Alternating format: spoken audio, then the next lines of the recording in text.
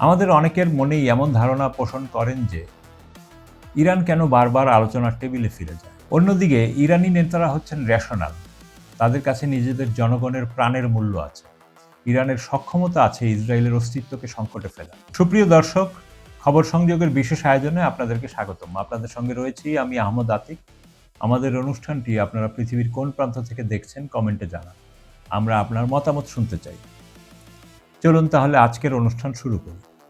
ইরানের সর্বোচ্চ নেতা মোজতাবা খামেনি পারমাণবিক বোমা বানানোর অনুমতি দিয়েছেন। এই খবর ব্যক্তিগতভাবে আমাদের কারো পক্ষেই পাওয়া সম্ভব নয়। আন্তর্জাতিক বা ইরানি ক্রেডিবল মিডিয়ায় না আসা পর্যন্ত এমন খবর গুজব মাত্র। যদিও সাধারণ মানুষ এইসব খবরে বেশ উত্তেজিত, আবেগাপ্লুত। হ্যাঁ, এ ধরনের খবর এঙ্গেজমেন্ট ও সিটিআর ফ্রেন্ডলি। পোস্ট করলেই রিচ বাড়ে, এই জন্যই হয়তো অনেকেই বিভিন্ন সামাজিক মাধ্যমে পোস্ট করছেন। যাই হোক, এখন একটু বিশ্লেষণ করা যাক। আমাদের অনেকের মনেই এমন ধারণা পোষণ করেন যে ইরান কেন বারবার আলোচনার টেবিলে ফিরে যায়। আপনাদের একটা বাস্তবতা মেনে নিতে হবে যে ইরান দুইটি পারমাণবিক শক্তিধর দেশের সঙ্গে যুদ্ধ করছে, আর ওই দুই দেশের প্রেসিডেন্টই মানসিকভাবে বিকারগ্রস্ত। মানবিকতার লেশমাত্র নেই এদের মধ্যে, এরা যে কোনো কিছুই করতে পারে।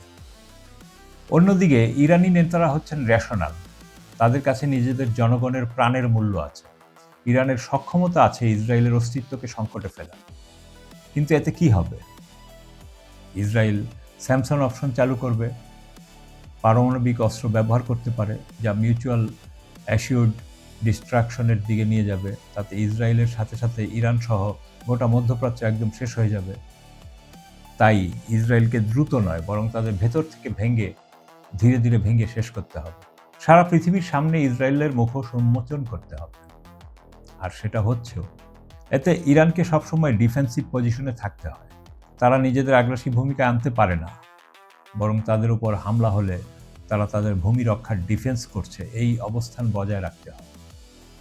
এই ন্যারেটিভ তাদের আন্তর্জাতিক মহলে কিছুটা হলেও বৈধতা দেয়, বিশেষ করে মুসলিম বিশ্বের জনমন।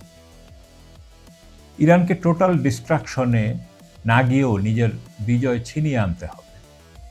আমেরিকা ইসরায়েল যত হামলা করবে, ইরান আলোচনার টেবিলে তত আপার হ্যান্ডে থাকবে। হরমুজ প্রণালীতে তাদের কর্তৃত্ব প্রতিষ্ঠা করতে পারবে। এখন যদি আমেরিকা ইরানের সঙ্গে আলোচনায় আসে, ইরান যা করতে পারে, তারা এমইউ থেকে 5 নম্বর শর্তটা একদম উড়িয়ে দিতে চেষ্টা করবে। এখন ইরান বলবে, যুদ্ধে আমাদের ইনফ্রাস্ট্রাকচারের ক্ষতি হয়েছে, আমরা হরমুজ থেকে টোল আদায় করবই, নয়তো আমরা আলোচনায় রাজি নই। ইতিমধ্যে ওমানের সঙ্গে আলোচনা করে হরমুজ প্রণালী থেকে স্থায়ী টোল আদায়ের ব্যাপারটা সম্ভবত নিশ্চিত হতে চলছে। যুদ্ধে যত ক্ষতি তত ক্ষতিপূরণ। এছাড়াও ফ্রোজেন অ্যাসেট তারা এখন আলোচনার বসার আগেই ফেরত চাইবে, সব নিষেধাজ্ঞা তুলে নেওয়ার শর্ত দেবে। আলটিমেটলি বিজয়টা ইরানেরই হচ্ছে, আর ইরান টিকে থাকা মানে ইসরায়েলের মাথার উপর সবসময় অস্তিত্ব সংকট ঝুলে থাকবে। ইরান যুদ্ধ থেকে শিখবে, নিজেদের আরও শক্তিশালী করবে। তাই টোটাল ডিস্ট্রাকশনের পথ আপনি আমি সহজেই ভাবতে পারলেও ইরানি নেতাদের বুঝে শুনে সিদ্ধান্ত নিতে হয়। আপনার মতামত কি? কমেন্টে জানান।